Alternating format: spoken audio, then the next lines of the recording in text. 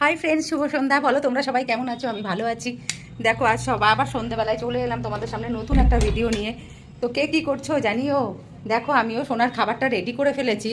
তো সোনার খাবারটা দেবো, সেই জন্য এদিকে চাও বসিয়ে দিয়েছি। সন্ধ্যাবেলায় আমার তো চা না হলে হয় না, সেই জন্য চাও বসিয়ে দিয়েছি। তো তোমাদের সবার কার কার চা খাওয়া হয়ে গেছে কমেন্ট করে জানিও। আমি তো এখন খাচ্ছি, অনেকটা দেরি হয়ে গেছে।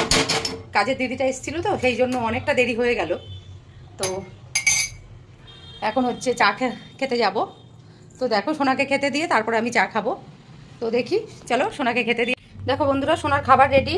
এই দেখো, তো আমি এখন পনিরটা সোনাকে দেব, কিন্তু পনিরটা ওর সামনে নিয়ে গেলে ও পুরো পাগল হয়ে যাবে। পনিরটা আমাকে কিছুতেই ঠিকঠাক করতে দেবে না। পনিরটা ভেঙে না দিলে ও খেতে পারে না, এখন তো বেবি। সেই জন্য ওকে গুছিয়ে সুন্দর করে তারপর ওকে দিতে হয়, ও না হলে খেতে পারে না। আজকে একটু সোনাকে প্রচণ্ড বকেছি, সেই জন্য ও সিংহাসনে গিয়ে ঠাকুর তুলে নিয়ে চলে এসেছিল। তো সেই জন্য ওকে ভীষণ মেরেছি আর বকেছি। দেখো কোথায় বসে আছে, দেখো বন্ধুরা, ও কোন জায়গাটাতে বসে আছে, দেখো কেমন দুষ্টু। ওকে চেন দিয়ে বেঁধে রেখেছি, এতক্ষণ ছাড়া ছিল। তো এখন আমি ওকে চেন দিয়ে বেঁধে রাখলাম। ওখানে বসো বসো, সিট সিট, আসবে না কিন্তু। ওখানে ও চুপচাপ আছে, কারণ ওকে আমি মেরেছি, সেই জন্য ও চুপচাপ আছে, শুধু পনিরের দিকে তাকিয়ে আছে।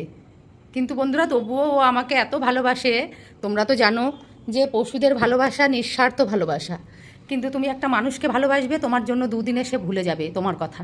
কিন্তু এদেরকে দুদিন ভালোবাসবে, এরা সারা জীবন তোমার কথা মনে রাখবে। এরা এমনই এরা। তো খুবই ভালো আমার সোনা, একটুও সেরকম দুষ্টুমি করে না, খুব কম দুষ্টুমি করে ও, তাই না বাপ্পা?